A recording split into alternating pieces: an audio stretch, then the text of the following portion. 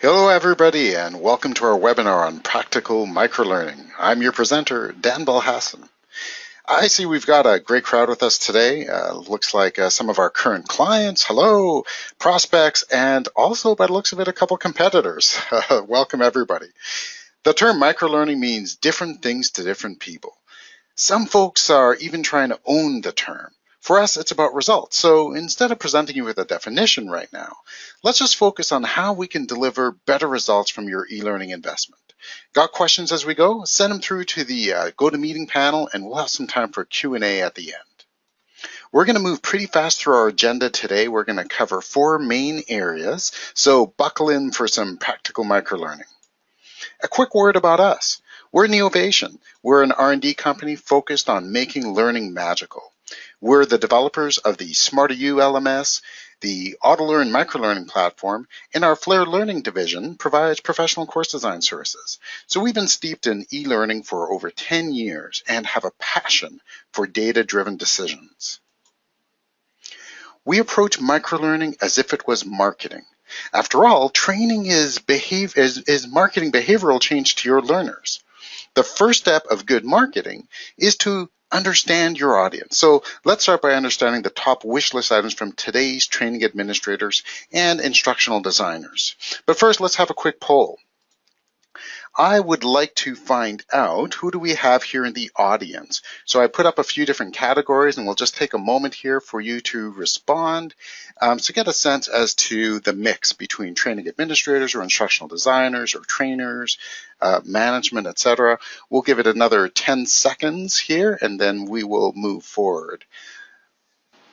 All right, so looking at our mix here, we are strongly represented by management, followed by instructional designers and trainers. So that's great, wonderful. All right, so we will close that. All right, now here's what we've done. As we've been working on microlearning over the last couple of years, we've spoken with a ton of folks, both on the instructional design and management side, but also on the learner side. And we've asked them, whatever microlearning means to them, what would they want it to deliver? What are their hopes and dreams? What is their wish list? And here's the top items that we've heard. Number one by far is increasing learner engagement. Unfortunately, for most of us, when we deploy traditional e-learning, engagement is pretty low, and learners often engage at the last minute and only after a lot of nudging.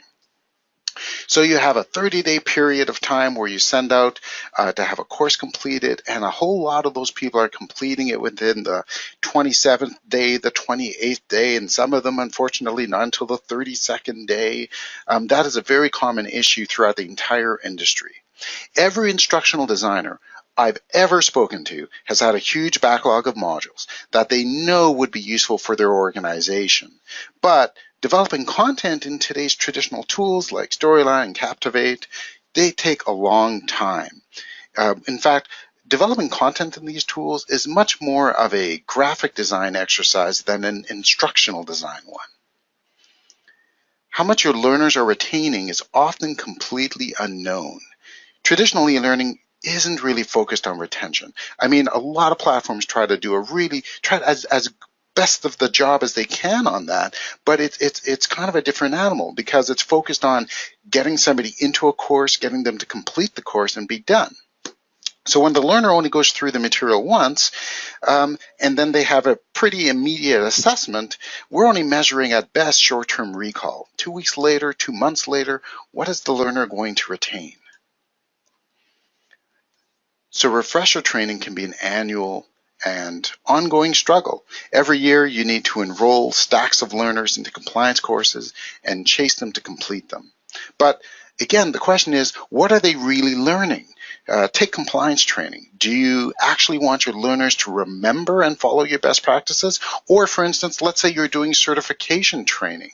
If you are trying to get folks prepped for a certification exam, when will they be ready? How do they know when they're going to be ready?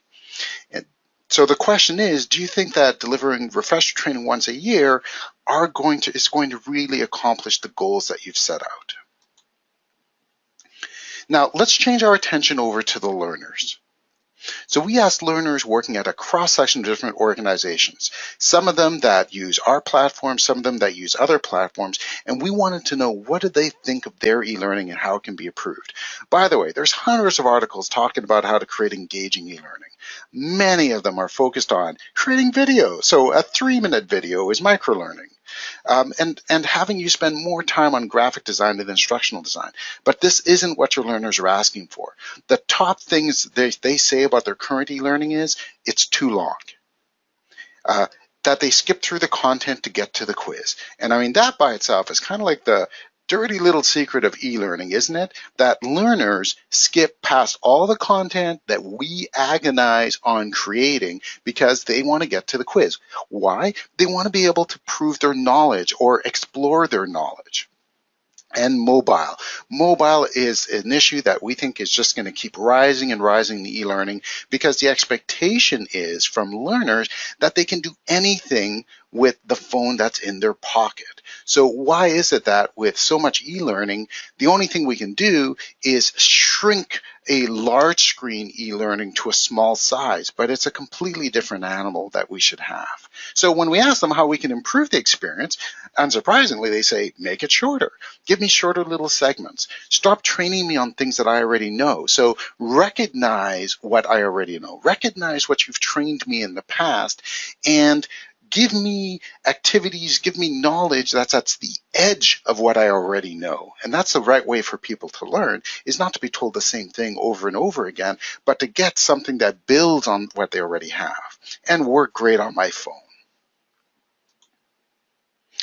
Neovation has been focused in traditional e-learning for over a decade, both in developing several LMS platforms as well as authoring hundreds of custom courses. A standard LMS, such as our own SmarterU platform, is great for many situations, especially if you want to track instructor-led training. But we believe that the perfect combination is a LMS paired with a microlearning platform. So let's specifically see how microlearning can help deliver on these wish list items that we just looked at. So here's how we think microlearning can help. Microlearning can and should be able to deliver super high learner engagement. And by that, we mean 90% plus daily engagement by your learners. Literally, your learners engaging on a daily basis, 90% of them. That's what we think can be achieved. In fact, that's what we have seen being achieved. Shockingly fast content development.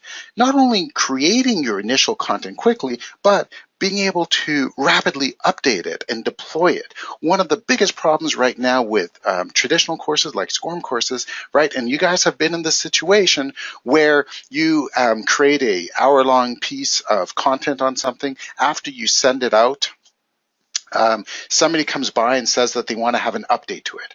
Now, what do? Do you modify that large monolith course and then redistribute it? You know, how do you get that little piece of additional content out to your learners? It's unfortunately very difficult. You either have to create another smaller piece and send that out, and it creates all sorts of consternation within the instructional design side. So you need to be able to rapidly update and deliver content.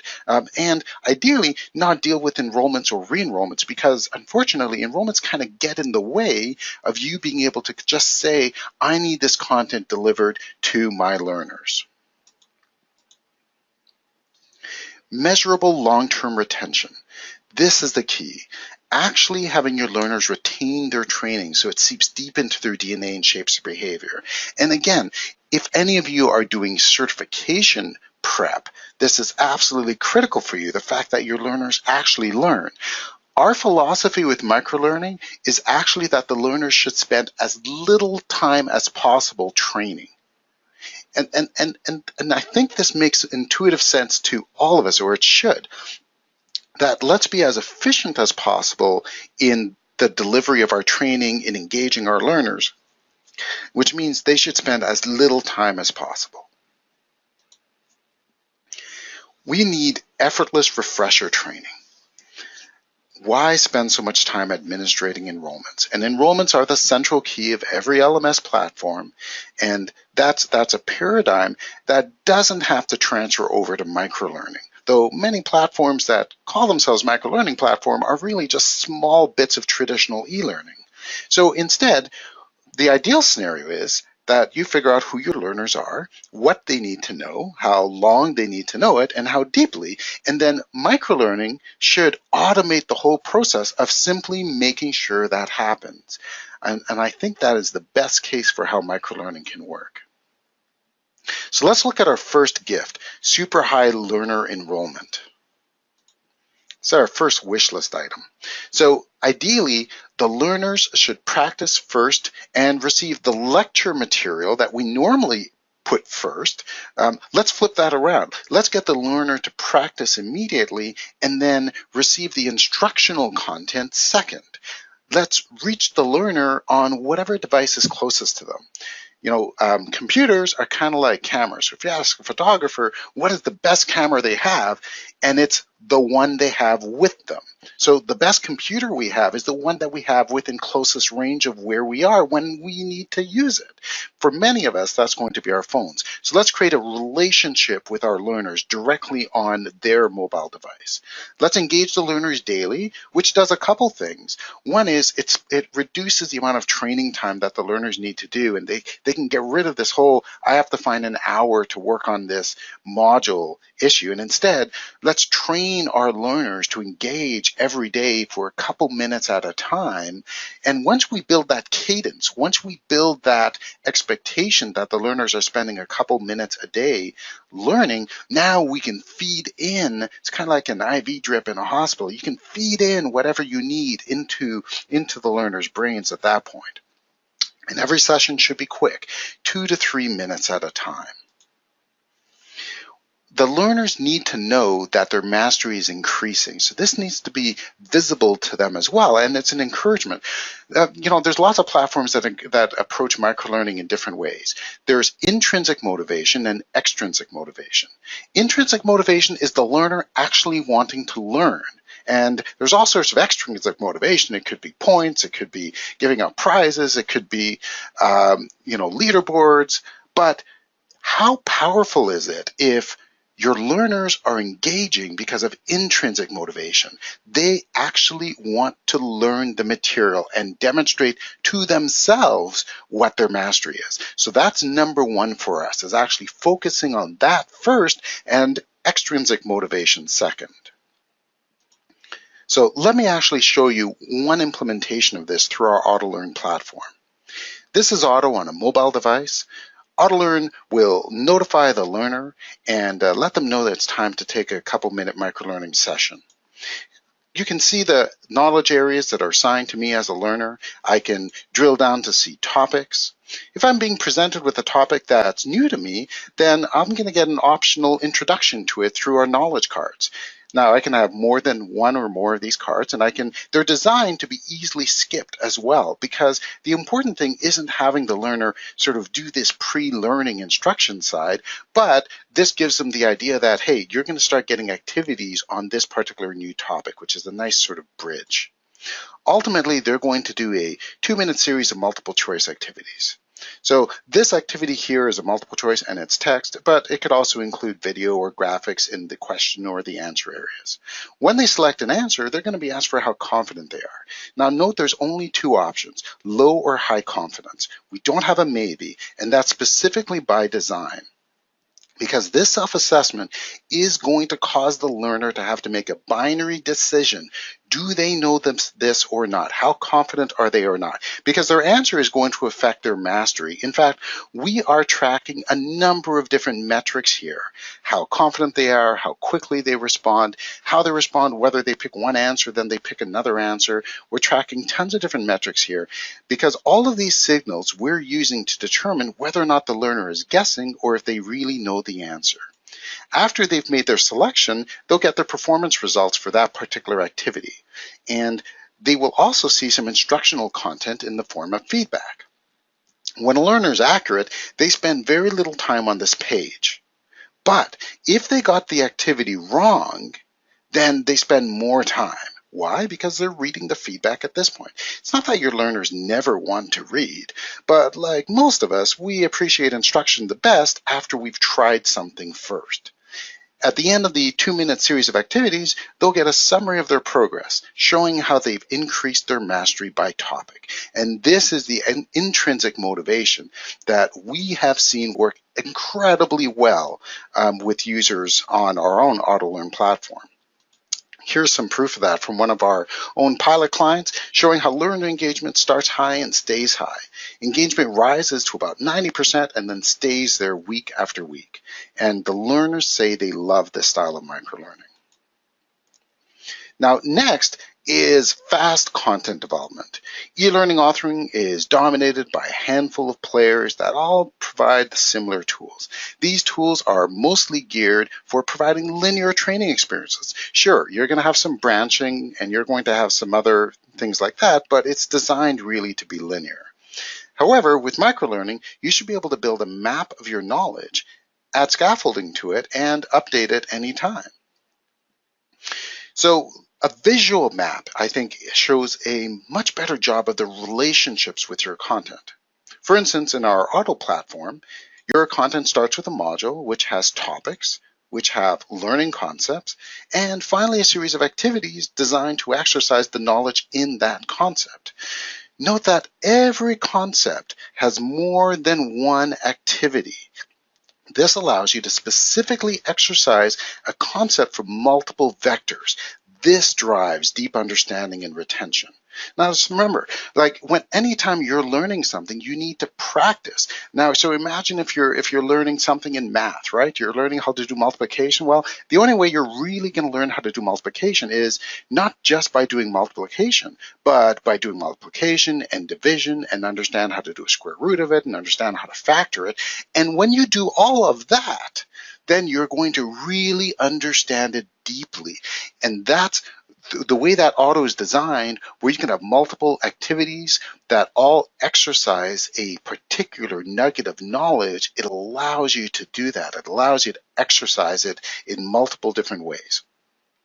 In addition to that, your microlearning platform should allow you to design scaffolding. So for instance, one particular area should only be automatically unlocked for the learner after they've mastered a different area. So that allows you to create these scaffolding exercises where it'll automatically move the learner up the knowledge chain based on their pace, right? And that's the adaptive part that really a lot of microlearning platforms are missing. Now, you should be able to easily click on an item and edit it. So if I want to click on an activity, I should be able to do that and then modify the contents of it.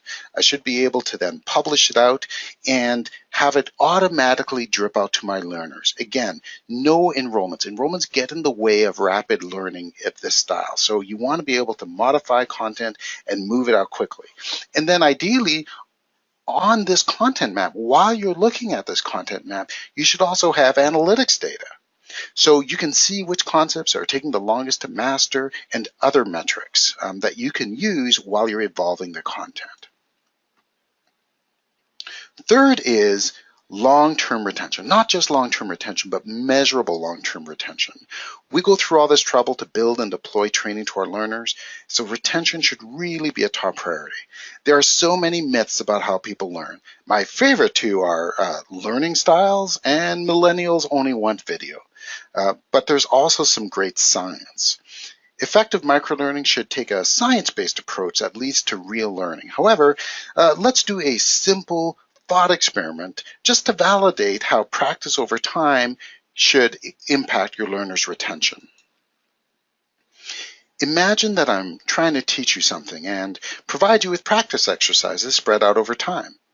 You likely need more practice at the beginning, then less over time, and eventually I only need to periodically check in with you to make sure that the knowledge is retained for rapid recall.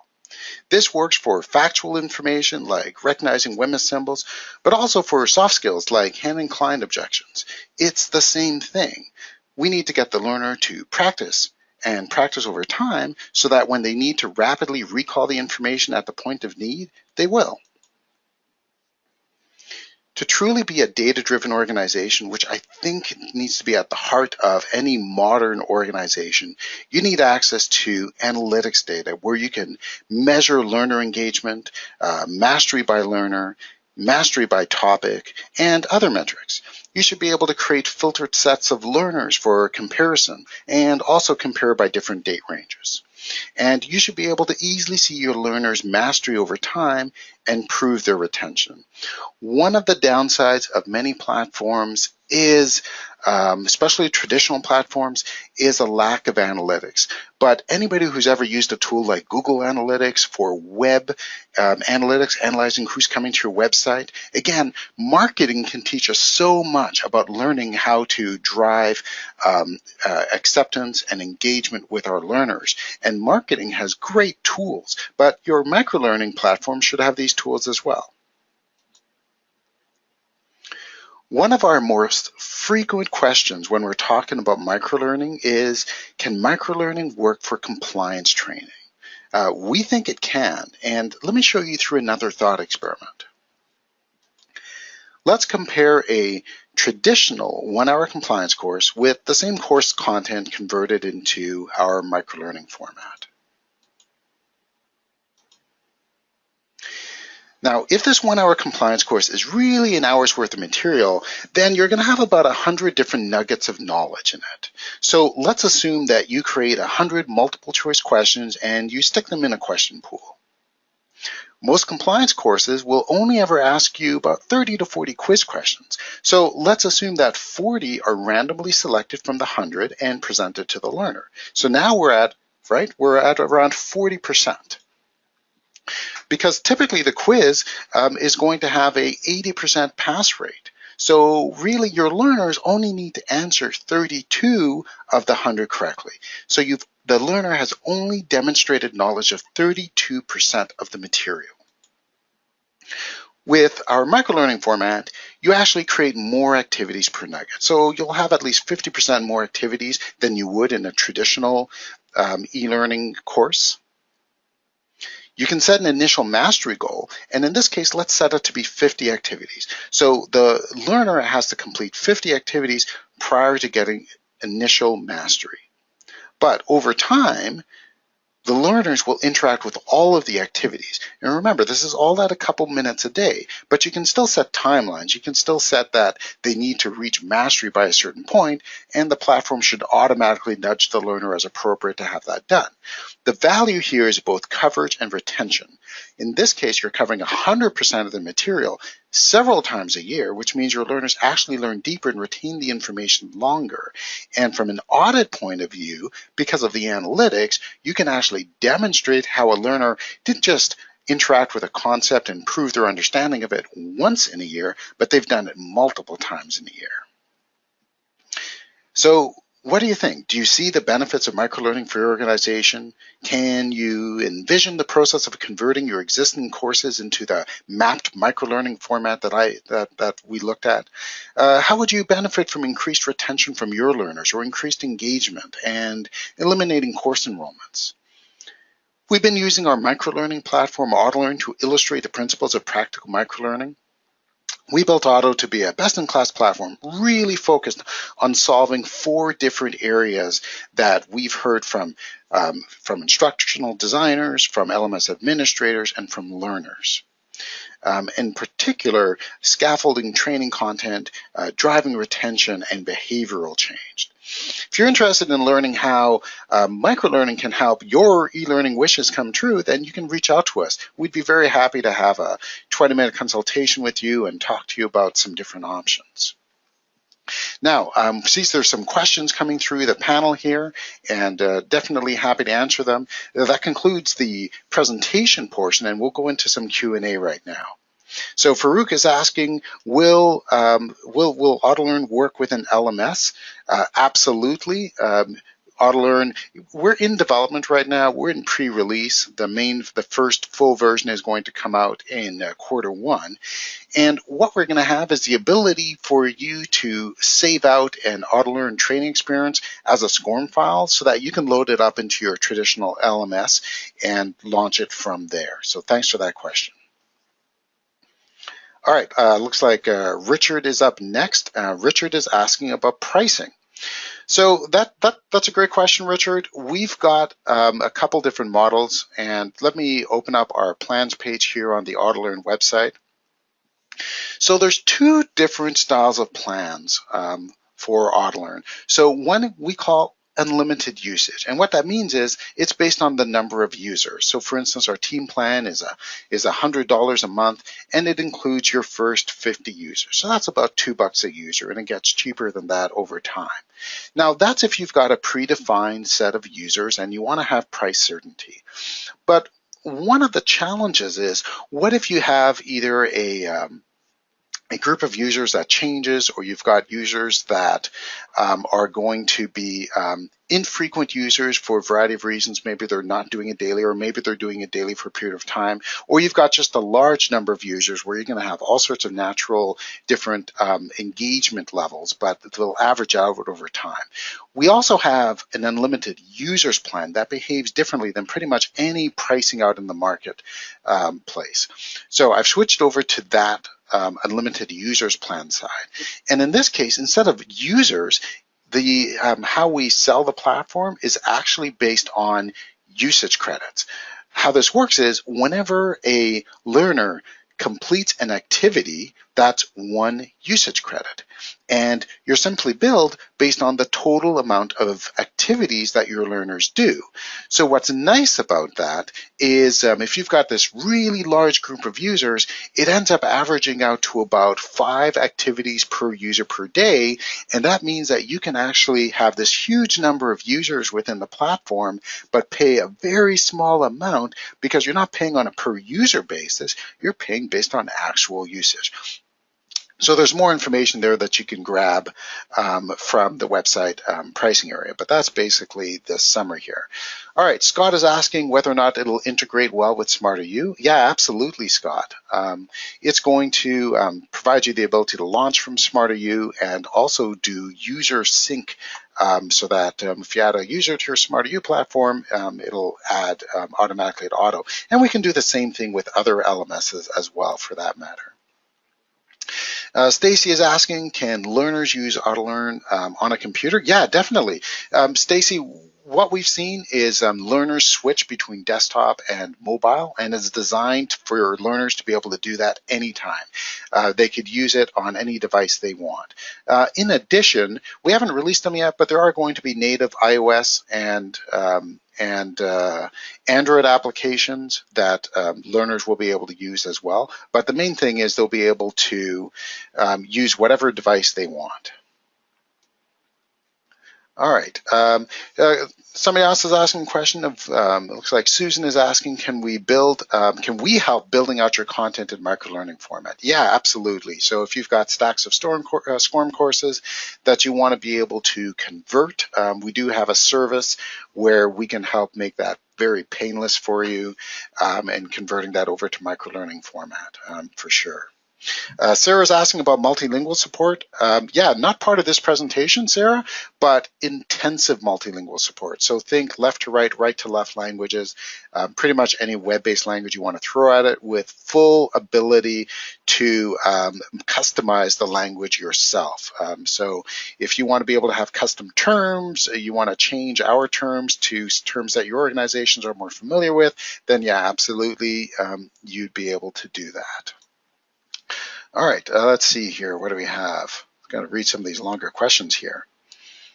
All right, Landy's asking about integration with an LMS. So just to expand on that, any LMS that has SCORM or AICC or XAPI support will be able to launch the OttoLearn experience right from the LMS. And basically what will happen is it'll just, within the OttoLearn platform, you'll save out one of those SCORM-like formats, and then from there, you'll be able to load that into your LMS. From your learner's point of view, they're just gonna launch it, and then it'll launch into OttoLearn, either on a desktop or on a mobile or a tablet or whatever device that they're using when they launch that module.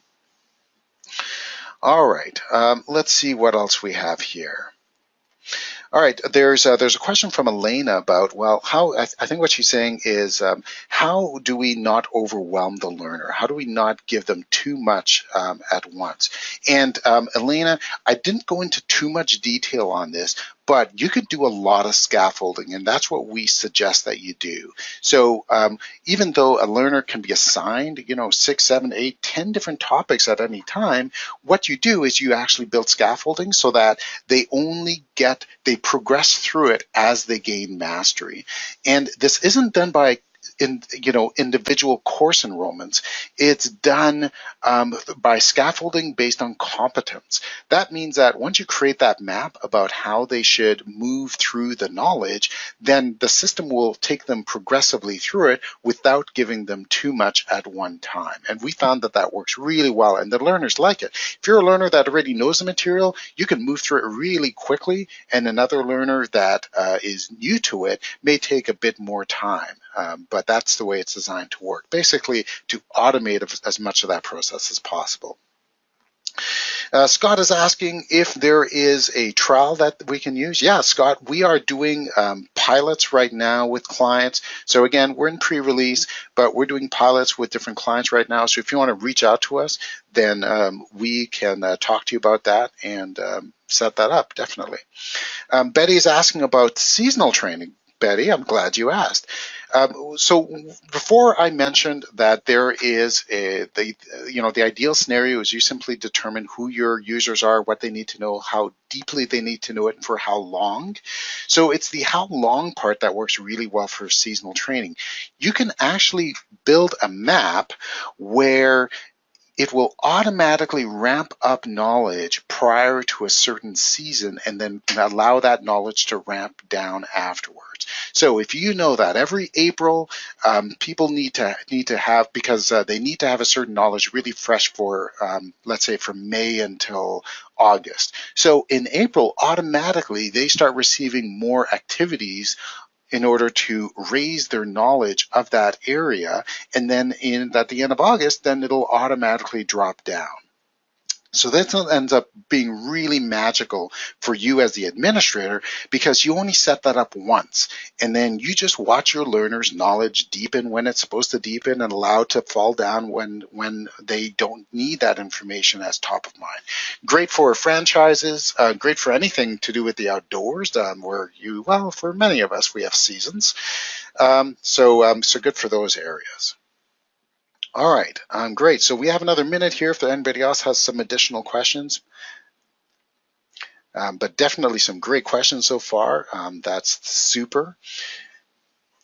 If you guys, hopefully you've enjoyed what you've seen here and the potential for what microlearning can bring to your organization. We encourage you to reach out to us, and we can tell you some more. We can look at what you're doing in your organizations and help advise as to how microlearning might be able to work for you. Definitely appreciate your time today. Hope to see some of you reach out to us, and so we can continue the conversation. There's many great features coming out, so I encourage you all to stay in touch, and we look forward to connecting with you. Thank you so much.